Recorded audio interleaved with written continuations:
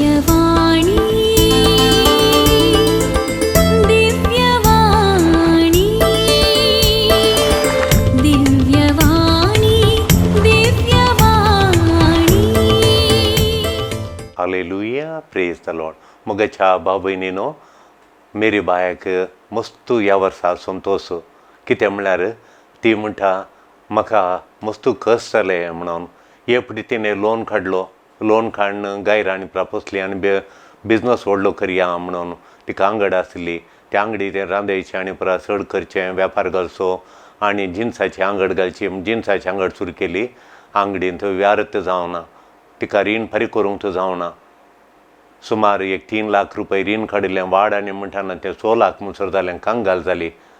परतून तिणें जागो आडो दवरलो आनी एक रीण काडलें. आनी एक बिजनस करचो आनी परतून हें रीण फारीक करचें म्हण तिणें चिंतलें. आनी एक संतोशान मगाच्या भाव भयणीन आनी एक तिणें बिजनस करूंक पळयलो. थंय कांय बिजनस जावना. हॉटेलांत कांय अर्थ जावना तिका. देखून तिका इतलें दुखलें आनी ती आनी तिची धूव कनाका मागणें येवंक सुरू केलें तिणें. आनी धूव म्हणालें देवान आमकां डबल डोस दिलो म्हणून. डबल डोस मगाच्यान तुमचो कितलो डोस जाले वखात. आतां कोरोनाक डोस दितात, single dose, first dose, second dose, double dose म्हणून. आमकां दोनी पटी येताना मेळो ना आनी देव आमकां राखतलो. आतां आमी राखून थांव केदां जाल्यार वॅक्सिनेशन येता गे म्हणून. वॅक्सिन आयिल्ल्या तक्षण पयलो डोस काणयचे, उपरांत दुसरो एक काणयचे म्हूण चिंतलां. देखून डोस केदां येता म्हणून आमी राखून आसा. 2 डोस मगाच्यान सकडी आमी राखून आसा डोस म्हणून. आतां थोडीं उलयतात आमकां देवान डबल डोस दिले म्हणून. डबल डोस म्हणून सांगल्यार पयलें इतले कश्ट आयले, पोवनातल्या परतून आनी एक कश्ट देवान दिले न्ही. पूण डोजा वयर डोस, डबल डोस देव कश्ट दिता गे म्हणून ती म्हणा लागली. परतून कश्ट आयले म्हणून. स्टिवान म्हणलो एपटी बरें काम मेळटा म्हणून दुबाय गेलो आनी दुबाय ताका एक सदान काम मेळ्ळें. रीण आनी फारीक करूंक जावना. ताच्या पयल्यान ताचें काम गेलें. परतून गांवाक सोदलें पुरो जालें. बावडो परतून गांवाक आयलो. परतून आसले इल्लेशें भांगर आनी प्रदोन आनी एकलो इश्ट म्हणलो हांगा एक काम आसा म्हणून. परतून विजा काड, इतली टिकेट काड आनी पुरा करून गेलो तो. थंय येताना एक 4 म्हयन्याचें काम जालें. परतून कोरोना आयलें म्हळें ताचें काम गेलें आनी परतून आयलो. ते रिणा वयर रिणा म्हणून पाप कश्टांत जालो. परतून कश्टांत जालो. हाचें तशें म्हणटाना ताणें आयलो आनी पुरा आनी भायर वचना निर्धार काणयलो आनी ताणें हांगात काम केलें. आनी ताका आतां बरो ह्या वर्सा पोपलांत तांकां एक 900 माडया, 1000 रिणा 900 माडया. तांणी येवन हे 4, 5, 6 म्हयन्यांनी बरें करून गैराचें शेण घालून आनी पुरा वेळपाड करनाका आमी ताच्या घरा गेल्ल्या मागणें करूंक. तो आमकां आयिल्लो आनी आपणून गेलो. आमकां कोणें कितें केलां गे आमकां, नाजाल्यार कितें अशें जाता. म्हाकाय डबल डोस जाले. नश्टा वयर नश्ट, डबल डोस नश्ट जालो. म्हज्या व्हडल्या भावाक तशें जालां. ताकाय तितलो सांबाळचो ताकत मेळना, सगळे पयशे धाडूंक मेळनात म्हणून. देखून आमकां कितें अशें डोस, डबल डोस कश्ट मेळ्ळे गे म्हूण. वॅक्सिनेशन डबल डोस म्हण न्ही. हें आतां सकडी उलयतात हांगा कोडयाळान कोणाचें पळयता डोस हाडा, डबल डोस हाडा म्हण विचारतात. डबल डोस जाले गे म्हणून. हर एकल्यान उलोवचें डोस. आतां डोस पयलो डोस, सेकंड डोस म्हूण. देखून सगळ्या संवसारांत डोस. पयलो डोस जालो गी, सेकंड डोस जालो. इटलीन जावन म्हाका विचारतात पयलो डोस जाले गे ते डोसे म्हणचे, डोजाक डोसे म्हणचे. देखून पयले डोस जालो गे, सेकंड डोस जालो गे म्हणून. देखून देवी थोडे फावटी आमकां डबल डोस दिता गे म्हणून स्टिवनान विचारलें. देखून आमी ताका 1-8 म्हयन्या पयल्यान ताच्या घरा गेल्या वेळार सांगलें स्टिवन तूं खाल कर म्हळ्यार तूं आतां काम देव दिता म्हणसर तूं जावन प्रयत्न करनाका. आसून दिलो थोडो तेंप राव, मागण्यांत राव, घरचें पापा वट्टू आनी घरा काम कर म्हणून. कामांत हुशार तो बरें काम केलें. माडयांक आनी सोमा मुळाक गेलें. हांव रेट पळयताना तांकां मोगाच्यान 30 आनी 2 लाखांचें पापड जालां. 900 माडी.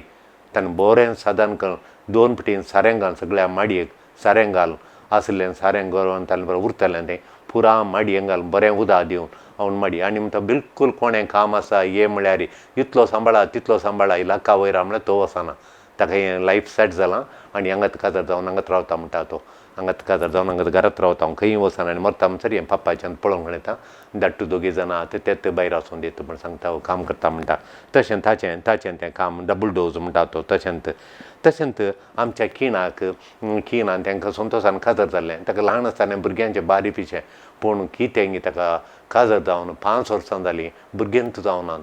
3 वर्सां जाल्यार पुरा गडीबिडी केलें न्हवऱ्या कडेन टिकन आनी पुरा मस्त वखद आनी पुरा केली मागीर 2 वर्सां वखदांत नाका अशें देव दितलो म्हूण रावलें आनी तशें जावन मागीर 5 वर्सां उपरांत एक बाळ जालें आनी तें पयलें भुरग्यांत ना म्हणलो डोज देवान दिवना म्हणलो डोज ताचे मागीर देवान दिलें आनी तें 5 म्हयने जाता आनी त्या भुरग्याक कालें की हार्ट बिटाचें प्रॉब्लेम आसा तशें आसा म्हणून आनी काल वखदां तें भुरग्याक गेलें ताची गत आतां म्हाका देवान डबल डोज दिलो गे म्हणून आतां मोगाच्यान एका आतां ताच्या भुरग्याक 1 वर्स 9 म्हयने जाले म्हण दिता इतलें हुशार खरी एकल्यांची वळख धरता कोणाचें कोणा कडेन कशें उलयचें बेताना ताणें कशें आसो दुसरोच व्हडली मांय कडेन दुसरोच आनी आमचे कडेन दुसरेंत आनी किरान केल्लें तांगे किरा ते किरान सांगलें पुरा तसोच आवाज हें करता किरान केल्ल्या बरीत वय ताचें पळयल्या त्या भुरग्यांक इतलें बुदोवंत इतलें बरें सोबायचें लक्षणाचें भुरग्यान तें ताका देवान दिलां मोगाच्यान आमकां डबल डोज देव दिता थोडे टें कस्ट म्हणून आमकां बगता देव आमकां कस्ट दिता इजाया प्रवादी ताच्या ग्रंथांत इजाया प्रवाच्या ग्रंथांत 61 अध्याय 61 चॅप्टर 61:7 7वो श्लोक सांगता आतां कोणाक डबल डोज थोडे कस्ट मेळ्ळ्या तर तुजें दायज हांव उपरांत वाडयतलो म्हणून देव सांगता तुजें वाड तुजें तुरतान हांव तुजें आस्त डबल डोज दितालो तुका म्हणून देव कश्ट दिता वय डबल डोज कश्ट दिता पूण देव आमकां कश्ट नसतांत दिना म्हूण तो सांगना कश्ट नसतो दिता थोड्यांक डबल डोज कश्ट दिता एक टींग कश्ट परतून आनी एक कश्ट वय आनी ते कश्ट नांत म्हणून तो सांगना पूण तो काय म्हणटा ट्रबल ना म्हूण सांगना तुका तोंदरे कश्ट ट्रबल ना म्हूण सांगना तो आनी थोडे पटीन डबल डोज आसूं पुरो पिडा नश्ट बेकारपण समस्ये आनी नाना तरेचे दुखी हेरांची उतरां आमचे समस्या आमची भलायकी अशी पिड्ड्यार जाता थोडे पटी पूण देव तुका भायर हाडटा म्हूण सांगता ह्या डबल डोज दिल्यार डबल डोज एंड न्ही देवाची कृपा ताच्याक व्हरती देवाची महिमा ताच्याक व्हरती ताचें बेसांव ताच्याक व्हरती दिवच्या वेळार त्या डबल डोजाच्या वयर तुका नश्टा प्रास तुका बरें सड करता म्हणून पळया आमी केदार पडटा जोबाच्या ग्रंथान जोबाचे ताची पतीन मेली ताची भुरगीं मेली पूत मेले सुणो मेल्यो दुवो मेल्यो जावय मेले सक नात्रां मेली पुरा एका फाटल्यान खबर येता ताका जोबाक ती मेली ही मेली गोरवां मेली नश्ट जालो म्हणून ताची पूण देव उपरांत निमाणें ताका ताणें वगडायिल्लें पुरो दिता कितलें सोमान डबल दिता देव ताका पयलें डबल डोज कश्ट आयले पूण आतां ट्रिपल डोज देव ताचें वगडायिल्लें दिता 1000 गोरवां ताची मेली जाल्यार ताका 2000 गायरां दिता ताचे 1 लाख ताची गायरां ताची बोकड्यो शेळयो मेल्यो जाल्यार आतां 2 लाख दिता शेतांनी 1 लाख मुडो तसो मुडो तांदूळ उणो जालो जाल्यार आतां 2 लाख मुडो दिता ताका देवाचें दितना डबल ताका पाठयता देव आमकांय चड कश्टां नासतना आमचे थोडे फावटी आमी वगडायलां जावं पुरो पूण ताणें डबल डोज कश्ट दिल्या जावं पुरो पूण ताच्याक वर्तें तो आमकां देव आमकां डबल संतोश आतां डबल तुका कृपा डबल जॉय डबल दोडें बळ दोडतें प्रभाव दोडतें इन्फ्लुएन्स तुका मेळटा तुवें ह्या उतार सांगलें लक्षण कोणी तुवें सांगल्या बरी तुका विचारल्यार मेळटा देखून डबल तुजें संपन्मूल जाता तुजे रिसोर्सीस डबल जाता तो दिता रिसोर्स डबल करता तो तुजें संपन्मूल दोडतें करता देखून तुजें कश्ट परमनंट न्ही तें शाश्वत न्ही तुका आयिल्लें कश्ट तुका आयिल्लें नश्ट तुका आयिल्ली दूख तुका आयिल्ली पिडा ती परमनंट न्ही तशी तूं राणा ती देव काडटा ती पिडा तुजे थावन ती काडटा आनी तुका देव तुजे थावन ती पिडा काडटा आनी तुका तो डबल डोज संतोश दिता डबल डोज तुका इन्फ्लुएन्स दिता डबल डोज तुका भलायकी दिता डबल डोज तुका त्राण बळ सकत डबल डोज दिता तुका डबल डोज दिता देखून देवाचेर तुवें दिश्ट घालीचें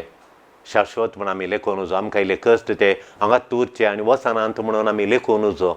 ते आमचे शाश्वत न्ही मोगाच्यान ते आमचे जावन देव काडटा देखून तुज्या कुटुंबाच्यांक एक एडिक्शन आसा सोऱ्याचें एडिक्शन आसा या तुज्या कुटुंबान कोणाकी सोरो पिवोवणे आसा, तुज्या कुटुंबान कोणाक कठीण वस्तू काडूंच्यो, मोबायलां बायकां आनी वस्तूर वांगडो आनी कशें खाणेल्या वयर काडूंचें एडिक्शन, ती लाभदोनी आसा. सोऱ्याचे पिवण्याची लाभदोनी, वस्तू घेवचे, खाणा जेवणाची लाभदोनी, अशें मस्तू तुका लाभदोनी आसूं पुरो. पूण ती परमनंट म्हूण चिंती नाका. परमनंट म्हूण चिंती नाका. देव ती ताचे तावन काडटा. ती देव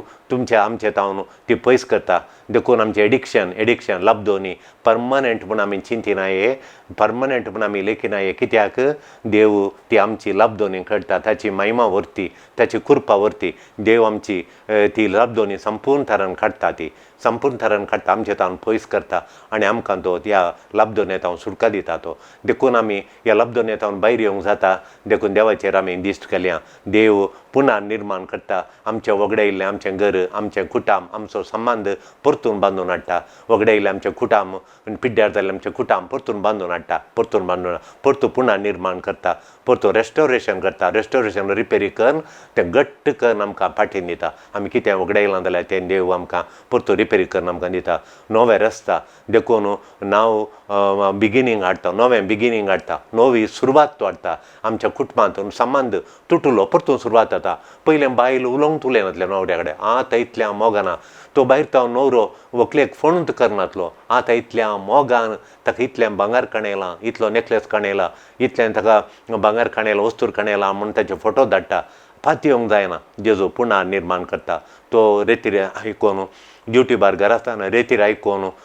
टॉक्स आयकून कंप्लीट बदलला तो. देखून इतलो मोगाचो जाला. देखून मोगाच्यान रेस्टोरेशन करता. देव रिपेरी करता. आमचे संबंद, आमचे कुटाम रिपेरी करता. नवें सांवाडटा. न्यू बिगिनींग हाडटा. तुका तृप्ती हाडटा. तुजो संतोश तो दोडतो करता, डबल करता. तुका डबल डोज संतोश दिता. डबल डोज तुका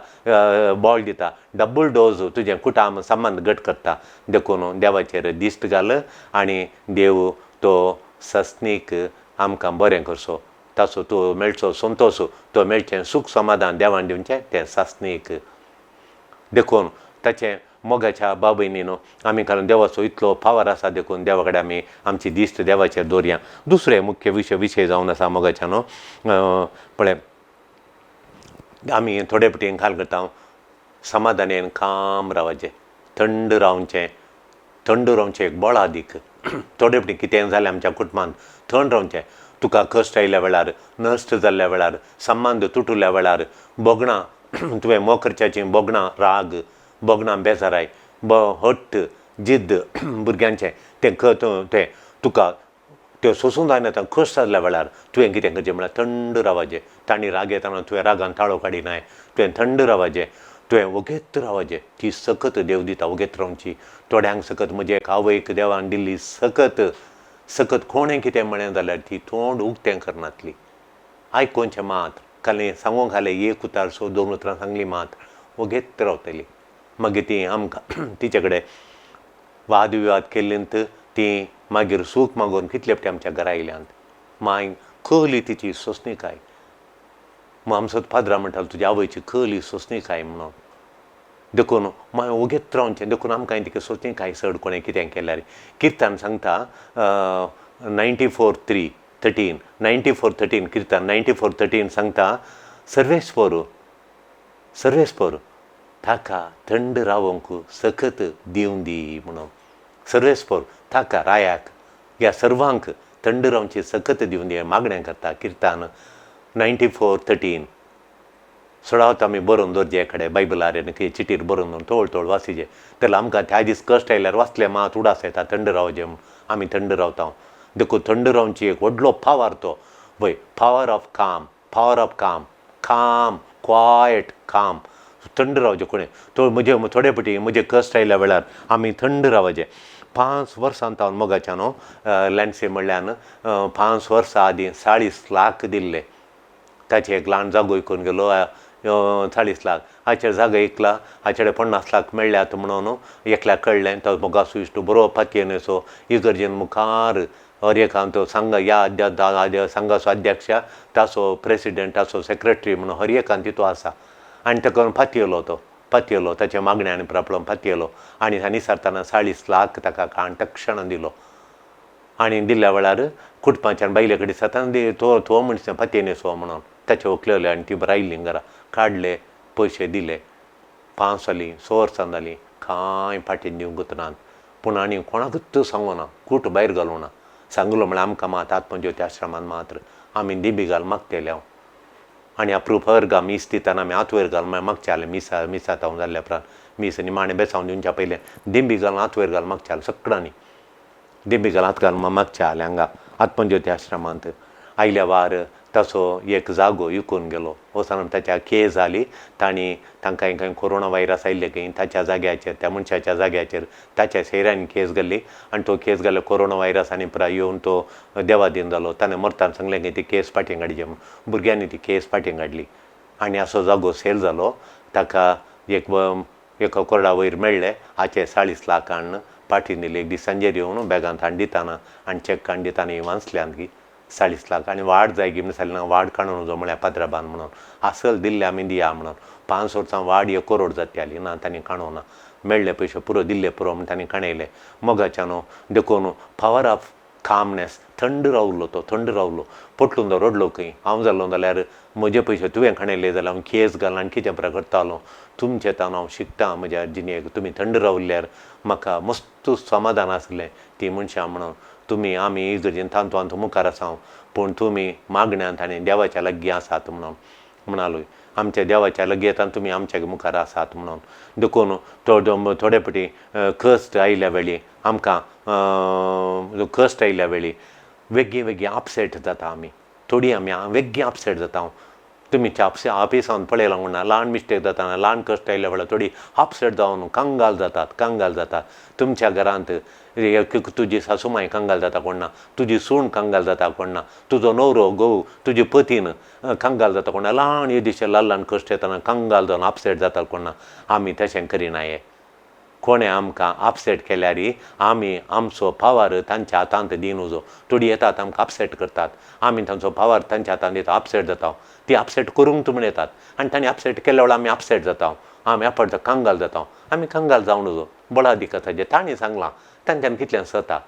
तांकां कितल्यान बोळा ना तांणी जाल्ल्या वेळार आमी बिलकूल कांगाल जायना हे आनी आमी कितें करचें म्हळ्यार सोम्याचेर दिश्ट घालना सोम्यान आमकां अपसेट केल्या ना सोमी अपसेट बिलकूल करिना तो पावर करना देखून तो आमकां थंड रावनचो पावर दिता आमी आयकलां किर्तनांत 94:13 थंड रावनचो पावर दिला देवान थंड रावनचो पावर ऑफ काम तुका हर एकल्यांक दिला देखून आमी कश्ट आयल्या वेळार आमकां अपसेट जायनासतना आमी थंड रावल्या वेळार तांच्या हातांत आमी तांच्या हातांत आमी संपडा ना त्या दाळा आमकां अपसेट करूंक येतात मस्त जावन अपसेट करची आंत थंड रावची उणी आंत देखून अपसेट करचो लोक लागीं येताना मोगाच्यान आमी थंड रावचे त्या दाळा आनी थंड रावल्या वेळार तिके थंड रावल्या वेळार सगळें समाधान मेळटा आमचे पयशे गेल्यार आमची भलायकी थंड रावल्या वरवीं बळादीक बिगाडना ती बरी जाता देखून आमकां हेरांक कोणेच कंट्रोल करून दिनाये आमकां कंट्रोल करून दिनासतना आमी थंड रावन आमी जिखाचे तशें करता देवाची कृपा आमकां वर्त्या मापान तो दिता हें किर्तन 94:13 थंड रावचें द पावर ऑफ काम आमच्या काळजांत 2 खण्या आमच्या मतींत 2 खण्या आमच्या जिणेंत पावर ऑफ काम 2 खण्या मुखाच्यान आमी आमकां हेरांनी अपसेट केल्ल्या वेळार आमी तांकां सोडल्यार आमी अपसेट करूंक तांकां सोडल्यार आमकां तेन्ना आमकां फ्री जायना आमकां कश्टां परिस्थिती येता तेन्ना देवान आमकां शांत रावची सकत दिल्या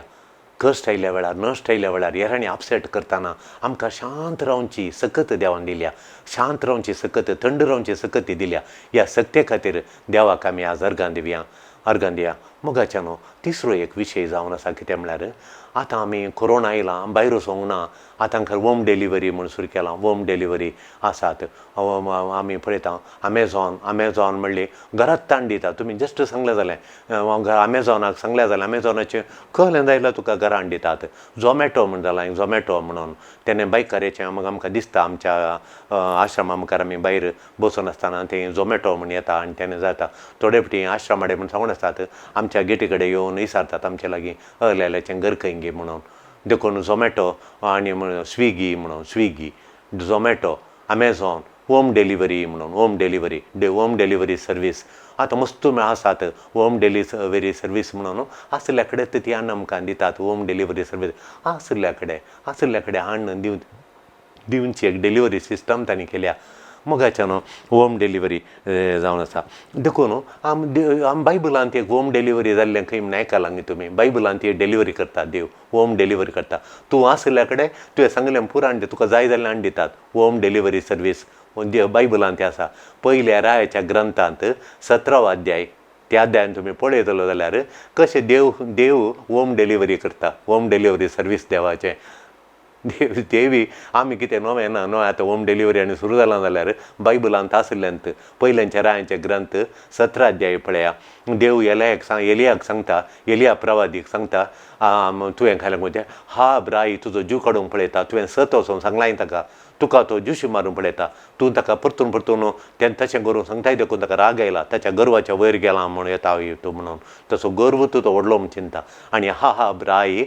ताचें तावन पळोवन वचा जें आज तुका सोदून काडटा तो व्हडलें सैन रेडी करता येता तुका सोदून काडटा तो आनी तुज्या आश्रमाक येवन तुका लगाड काडटा देखून तुवें आश्रमांत हांवन पळोवन वचाजें तुज्या घरांत हांवन तुवें पळोवन वचाजें आनी खंय वचाजें विचारता तो तुवें चेरीत म्हणून चेरीत वळा कडेन चेरीत ब्रूक इस्रायलांत आतां हें आसा चेरीत ब्रूक म्हूण चेरीत ब्रुका कडेन चेरीत वळा कडेन तुवें वचाजें वचून थंय वस्ती करीचें म्हूण थंय कोणाकूच येना त्या जाग्यार रानांत म्हूण तूं रानांत वच म्हणून थंय वचून वस्ती कर थंय वचून लिपो राव म्हणून देव सांगता थंय ताका ताणें पोटा खावचें घालें देवाचें उतर आयकता ताणें शिदा येता पूण ताणें पोटा खावचें घालें थंय तो येता ताका कावळ्यांनी हर एक दीस दोग कावळे येवन एक कावळो येवन ताका उंडो घालता आनी एक कावळान मांस घालता ताका एक येदोडलो उंडो ताच्या पांया कडेन हुस्क्यार पडटा येदोडलें मांस तो बसुल्ल्या कडेन ते कोल्यार हाडून दवरता रानांत आनी ती उदक म्हणून पळयतना ताच्या वळवळांत फ्रेश उदक गिमांत मेयांत थंय झुरीचें उदक तो आसल्या कडेन पात्राच्या लगीन बळा पडटा वो येता आनी हें मांस खाताना ताका उंडो खावन हें मांस खावन उदक पियेताना गट्ट पोट भरता सकाळीं आनी सांजेर 2 पटीन ते कावळे आण घालता ताका येवन पळोवन तो होलो संतोसता वळा कडेन कावळे येवन ताका पोट भरून दिवन येतात कावळ्यांनी ताका जेवणान घालें देखून उंडो आनी ताका मेळटा सदां न्ही हर एक दिसा पर्यंत वय ताचे कडेन हाडून ताच्या पांया कडेन हाडून म्हणटा शितळ उदक पिवन तो दादोस जाता पूण एक दीस वळू सकाळीं उठून पळयता वळ सुकलो वळांत उदक ना आतां दरबस्त उदक आसा जाल्यार वळांत उदक ना वो कांगल जाता हांवें कालें पिवचें गे म्हणून कावळ्यांक रगता 2 परांय कावळे येवना सांजेर येवनात देखून वो कालें करचें गे देवाडे मागता देव म्हणटा वो जागो खाली कर हांगातान वचूं तर खंय वचचें गे म्हणून देवान सांगलें ताका तूं जराफाताक वच आनी थंय एक विधव स्त्री आसा तिच्या घरा तूं राव आनी ती तुका जाय जाल्लें जेवण कर वाडटली ती विधव स्त्री आसा बिरमोत विधव स्त्री आसा ती प्रायवंती तुका रांदून ती वाडटा तिचेर बेसांव घाल म्हणून मोगाच्यान ती थंय वो जराफाताक येता आनी ती तिका तिच्या कडेन इल्लेशें पीठ इल्लेशें तेल आसता इल्लेशें तेल येपटीं करूं पुरो म्हणटा आसल्यान तूं कर म्हणटा आनी ताचे वो येता आनी त्या पिठाच्या डब्याचेरी कोंड्याचेरी आनी त्या तेलाच्या बटलीचेर तो आशिर्वाद घालता आनी पीठ हालें पुरो कारण तेका तिच्या तिकाय विधव स्त्रियेकी तिच्या पुताकी आनी प्रवाद्याकी जेवण रेडी करता आनी ताका सगळ्यांक आखाय 2-3 चपात्यो मेळटात तिकाय 3 चपात्यो मेळटा पुताकी 3 चपात्यो मेळटा 9 चपात्यो जाल्यो त्या पिठांत आनी तेल आनी घालून बरें करून काडटात सांजेरी कालें करचें चिंता नासतना डब्या हाड पळयता कालें करचें डब्या हाड येताना डब्बो फुल्ल परतून तेलाच्या बटलेन फुल्ल तेल पयलें अर्दें जालें भरून आसा ही परतून मळटा आनी सांजेक जेवण रेडी करता आनी जेवण करता दुसऱ्या सकाळीं उठून कालें करचें पळोवन डब्या कडेन येता इल्लें सोडलां न्ही पीठ म्हूण सांगतना फुल्ल जालां तें सोडुल्लें पीठ परतून तेल इल्लें आसा न्ही ताका प्रवाद्याक मात्र 1 चपाती करून दिता म्हणटा फुल्ल ही तेगांक करता इल्लें पीठ सोडटा पळय फुल्ल जाता परतून पळोवन देवान पळय ताचें तें एका जाग्यार तो आयकलो आनी गेलो देखून आमचे कश्ट कावळो आनी वळो उदक हें पुरो टेम्पररी उदक सितात फॉर ए टायम मात्र थोड्या तेंपाक मात ताणें उदक सिलें तुका उदक सून दिलें एलिया पातयेलो देवाक विधेय जालो जागो सोड खाली कर म्हणटाना रानांत तो गेलो थंय ताका बरें मांस मेळटालें बरें उंडे मेळटालें उदक मेळटालें आराम आसलो तो पूण एंत म्हाका जाय भुमी वैकुंठा बरी आहा सर्गा बरी आहा म्हणून थंय रावना तो सोडलें गेलो मुखार गेलो आनी मोगाच्यान तो देवाक विधेय जालो काल जालो वोस म्हणटाना गेलो आनी तशें गेल्ल्या बरोबर बायबलांतलीं थोड्या बायबलां अती वर्ती असर्यां पळय जाल्यार तुमी एलेच्या कालार जाल्लीं व्हडलीं व्हडलीं असर्यां व्हडलीं असर्यां आनी तो निमाणें उज्याच्या रथा येवन उज्याच्या रथाचेर सर्गाक गेलो तो उज्याच्या रथाचेर खोलीं व्हडलीं असर्यां ताच्या गामात वर सर्गातावन उजो पडोवन ताणें बलयली बली एक येवन उदक घाल्ल्या बलयेचेर लांकडाचेर त्या पाड्याचेर उदक घाल्लें जाल्यार वयरतान उजो येवन तें पुरा काबार जालें तें बली स्विकार केली आनी ताच्या विरोधांनी केल्ली अन्य देवाक केल्ली बली वयरतावन उजो येनासतना ती बली आसल्या बरी पडून कुसली ती देखून थोडीं बायबलांतलीं व्हडलीं व्हडलीं येदो व्हडलीं व्हेरी बीग मिराकल्स व्हडलीं व्हडलीं अजापां जाल्लीं ताच्या उपरांत तो विधेय जाल्ल्या उपरांत असर्यां जालीं ती देखून थोडे फावटी थोड्यो संगती देव आमकां करूं आखेर करता थोडे फावटी आमचें दुबाय आमचें या गल्फांत आमचें या बैल्या गांवांत आमचें काम गेलें नेक्स्ट कितें देवाडे दिसारी आमी दिंब्यार पडोवन देव दाखयता दुसऱ्यांक कित्याक थोडो एक म्हजो इश्ट आलो मोगाच्या भाव भयणीनो तो थंय बैल्या गांवांत काम करतालो ताचें काम गेलें आनी ताका तेंकां काम सोदलें मेळोना शीत आयलो आनी हांगा येवन ताणें तोटांत रांदय आनी कर तो म्हणटा थंय आसतना हांवें घर बांदूना आमच्या कुटुंबा फसलें मात म्हाका कांय मेळनातलें आतां उरनातलें म्हूण आनी हांगा आयलो 2 वर्सांची पपलांची रेट पळय आतां घर जावन आयलें आतां कोरोना जाल्या उपरांत थोड्यांनी मात येवन घर वखाल करचें सगळें कंप्लीट घर जालें हांव न्हू त्या पपलाचें मोल पळया कितलें क्विंटल जालां 800 माडी ताणें कशी बरी करून पळयल्या आनी उदक ताका दिलें देवान उदक दिलां 2 इंचां उदक म्हणलें ताणें कोणताना मागीर मेळ्ळें 31 इंच उदक पूण 24 hours येता पुरो म्हणटा तो 2 इंच उदक केद सकाळीं तावन पंप कांय 1 वर पंप पाड जाता म्हणून इल्लोसो राती 1-2 वरां बंद मागीर उठून 3 वरां 4 वर चालू केलो तो सकाळीं परतून त्या 4 वरां म्हणसर तेंत आसता देखून मोगाच्यान तितलें उदक तांकां देवान दिलां तितली माडी बरी जाल्या आनी तितलीं गायरांनी पोसता दुकोर पोसता आनी पुरा लाभ म्हणटा तो हें कितें आमी हळ्ळेन करता रांदय करता पुरा लाभूच म्हणटा तो देखून देवान म्हणजे म्हाका आमी थोडे फावटी देवान सांगल्या विधेय जाल्ल्या वेळार थोडे फावटी देवा सांगल्या बरी थोड्यो संगती आमचे देव आखेर करता पूण नव्यो वस्तू दिवंक आमकां नवें जिवीत दिवंक न्यू लायफ आमकां दिवंक नवें कुटाम बांदून हाडूंक देव आमकां हरलें थोडे फावटी इल्लेशें कर्ज जाता दिवंक पुरो पूण ताचे तावन आमकां मस्त बरें जाता कितलें बरें जाता आमकां नव्यो संगती आमकां घेवंक आमी रेडी आसांगी तयार आसांगी आमी नव्यो संगती काडूंक रेडी जावच्या खातीर आदल्यो संगती त्यो बंद करता तो तेन्ना आमी निराशा बगिनाये डिस्करेज जायनाय देव आमच्या आदल्यो संगती बंद करतना आमी निराशा जायनाय आमी डिस्करेज जायनाय देवा लागीं एक व्हड प्लॅन आसा आमकां देवान व्हडलें प्लॅन केलां एक नवो संबंध आसा करता तो सुरू करता नवो संबंध आसा करता नवें प्लॅन आसा करता नवें इनकम आसा करता नवें सक्सेस तो आसा करता नवें प्रोजेक्ट तो आमकां आशा करता देखून व्हडलें पयलें पोरनें प्रोजेक्ट क्लोज जाल्या वेळार देव नवें प्रोजेक्ट आमकां दिता त्या देवा जावं दे अर्गांव वगळा मोगाच्या बाब भयणीनो ल्हान आरंभातावन देव आमकां ल्हान आरंभ आमचे थोडे फावटी सुरू करतना स्मॉल बिगिनींग म्हणटा आमी ल्हान आरंभ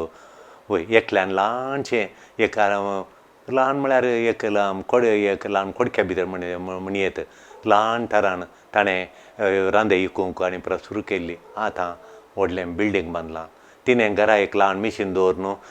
वस्तू शिवंक सुरू केलें आतां तिचे कडेन 2-3-4 टेलर आसा शिवून दिवंक आनी परत टेलर आसात ल्हान हॉटेल सुरू केल्लें मागीर तें हॉटेल केदें व्हडलें जालें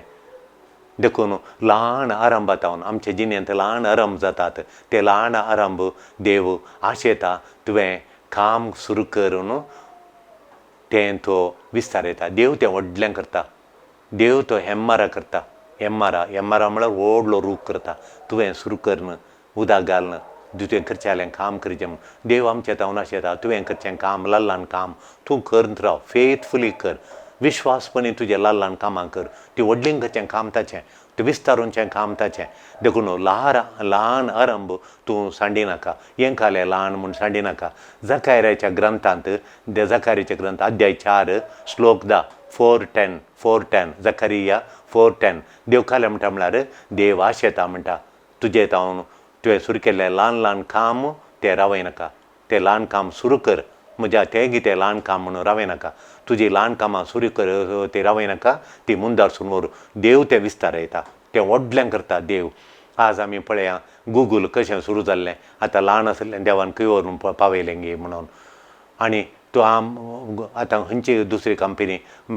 तुमी आमी पळोवंक बरो डोमिनो पिझ्झा तो एक बोर्डार जावन आसलो ऑर्फनेजांत आसलो त्या सिस्टरान ताची चातुराय पळोवन ताका रांदे विकूंक एक ल्हानशें गुडसुलकान दिलें त्या रांदे करचे आडे तो सिस्टरा सांगता मेळून सकाळीं उठोवन तो ब्रेड आनी करतालो पिझ्झा करतालो भुरग्यांक आनी तें गोत्ता आसलें सिस्टर केली ती रूच आली पिझ्झा वो वचून हॉटलान खाता तितले रूच ना देखून तूं वो येता सिस्टरान सांगता म्हणटा हांव ह्या हांगा रावना म्हाका शिकोवंक तितलें जायना आनी आतां म्हजी 10वी क्लास जाली आनी मुखार शिकना हांव मागीर काय करता हांव तो एक अशें भायर घालून खर्चे घे सिस्टर सांगता वच रे तूं कर रे म्हणटा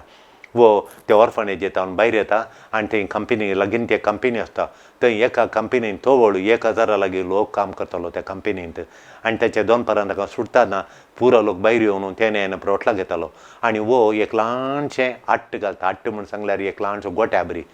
गोटो एक ल्हानशें आट्ट म्हळ्यार गुडसूल घालता गुडसूल देखून पिझ्झा आट्ट म्हण आनी प्रायिल्लें तशें डॉमिनो पिझ्झा हाडटा म्हणून त्या ल्हानसो त्या कोडक्यांक घालता तो ल्हान कोडक्यांक घालून एक मॅच दवरून एक कायल दवरून हे पिझ्झा बसता तो पिझ्झा बांदून दिता आनी ते कंपनीचे लोक एक भितर येता आनी खाता उणें मोल थंय 10 रुपया जाल्यार हांगा $5 थंय $2 जाल्यार हांगा $1 ते वो दवडले खावन पोट भरून जाता म्हणटा ते वचून एकामेका सांगता ते अळ्यो बरें पिझ्झा मेळटा म्हणून ते सिस्टर ते भितर करता तेच पिझ्झा दुसरें कांय करना तो वेरायटी करना एकच तरेचें करता आनी करतना इतले जण ते व्हरून घेतात वो पयल्यांत करून रेडी दवरून दितना हाचेडे पयशे सोडल्या बरी तो कामाचो बुदोवन गायाली थंय कितें करता तशेंच वय करूंक सुरू करता कामाचें जण दवरून पुरा ल्हान सुरू केलें आतां डॉमिनो पिझ्झा सगळ्या संवसारार गेलें विस्तारलें मोगाच्यान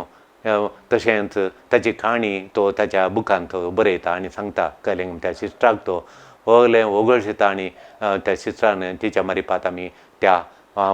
ऑर्फनेजींत हांव कशें शिकलो आनी कशें वयर आयलो म्हणून ल्हान देवान म्हाका आशिर्वाद घालें ल्हान हांवें काम सुरू केल्लें ल्हान पिझ्झा हट्ट सुरू केलें तें पिझ्झा हट्ट सगळ्या संवसारा देवान विस्तारयलें विस्तारोवचें ताचें बळ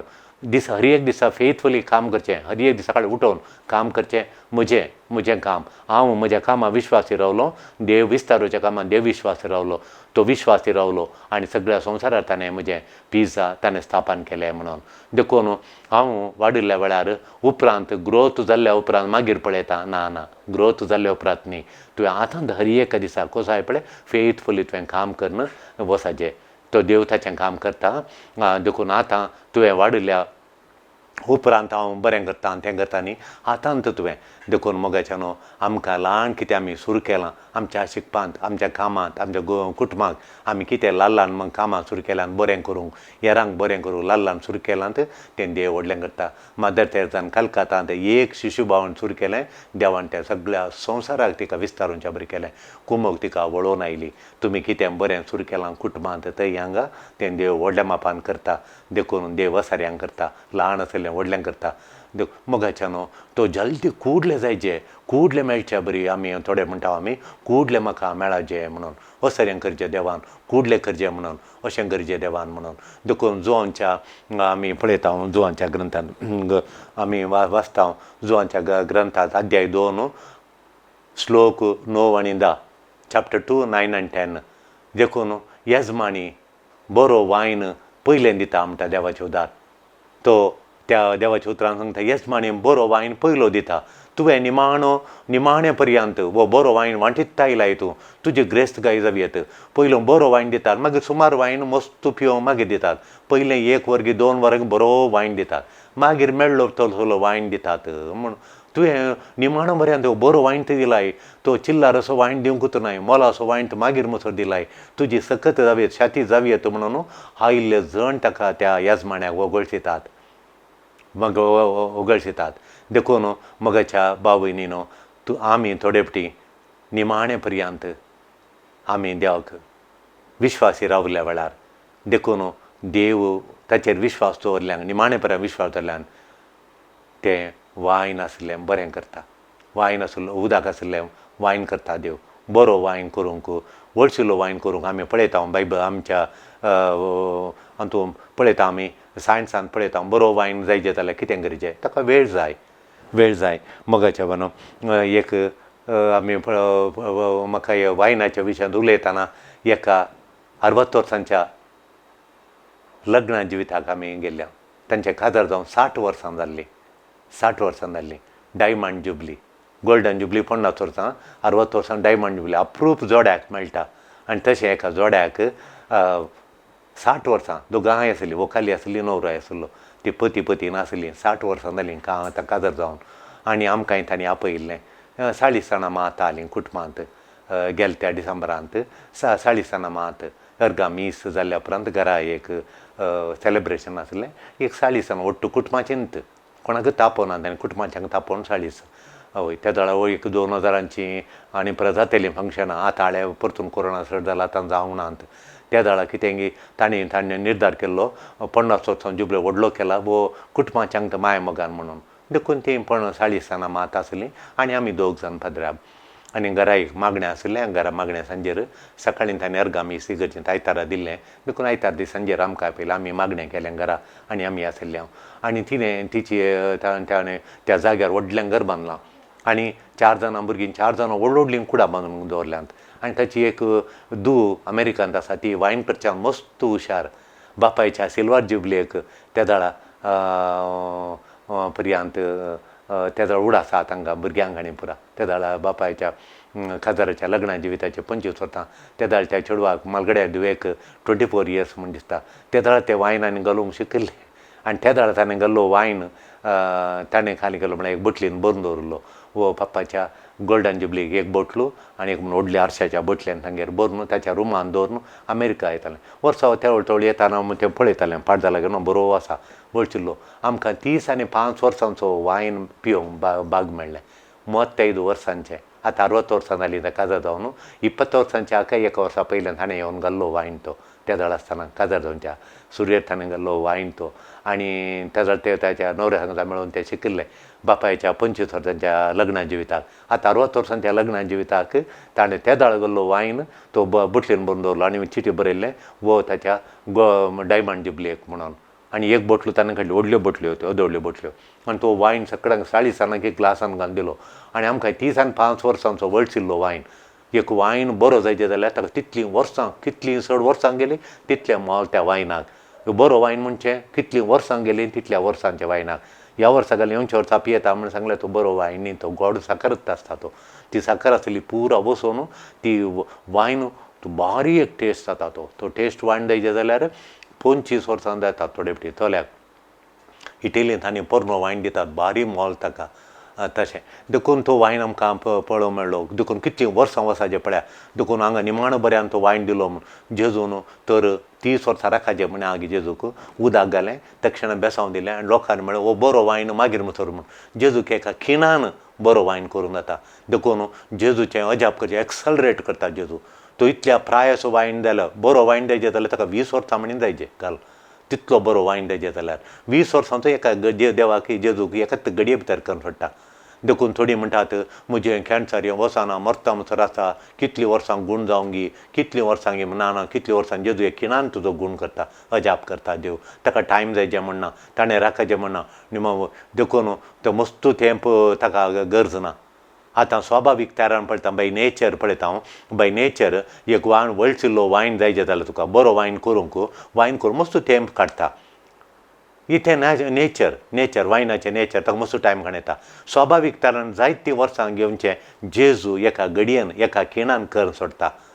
देखून तूं चिंताय की तुका बरें करून बरें जावंक मस्तू टायम लागता हांवें ह्या पिडेंतावन बरें जावं मस्तू टायम लागता ह्या रिणांतावन भायर येवंक म्हाका मस्तू टायम लागता एक बऱ्या कामां वचोंक हांवें मस्तू टायम लागता म्हजें सोपान एक अशें करचें सोपान हें सोपान जारी जावं मस्तू टायम लागता मस्तू जावं म्हजी पिडा गूण जावंक टू गेट वेल मस्तू ह्या कॅन्सरांतावन गेट वेल जावंक मस्तू टायम लागता ना जेजूक टायम लागना जेजू बेग्गी जल्दी एका खिण्यान करून सोडटा सडनली विशय बदलिता जेजू विशय बदलिता तुका फेवर जाय जाल्यार तुका हिलींग जाय जाल्यार तुका एक रिणांतावन भायर येवंक वाट ह्या मोडुल्ल्या संबंदांतावन भायर येवंक वाट एक ब्रेक थ्रू जाय जाल्यार जेजू एका खिणान करता ताचेर दिश्ट घाल सरस्पर देव तुज्या कुटुंबांत अजाप करून दी आनी देव तुज्या तें असर्यां करून दी ताचेर तूं सदां तुजो आशा ताचेर तुजी बरवसो दवरूं ताचेर तुजो बावार्थ दवरूं तो तुका तुजें तें व्हडलें अजाप एका खिणान करता तुजें जिवीत सोबयता तुजें स्वपान जारी करता तुजें आशेलें इन्फ्लुयन्स फेवर तुका दिता तुका हिलींग भलायकी दिता सरस्पर देव तुका राखता ताका जावन दी महिमा वगळा पाता आनी ससनाच्या ससना आमेन. दिव्यवाणी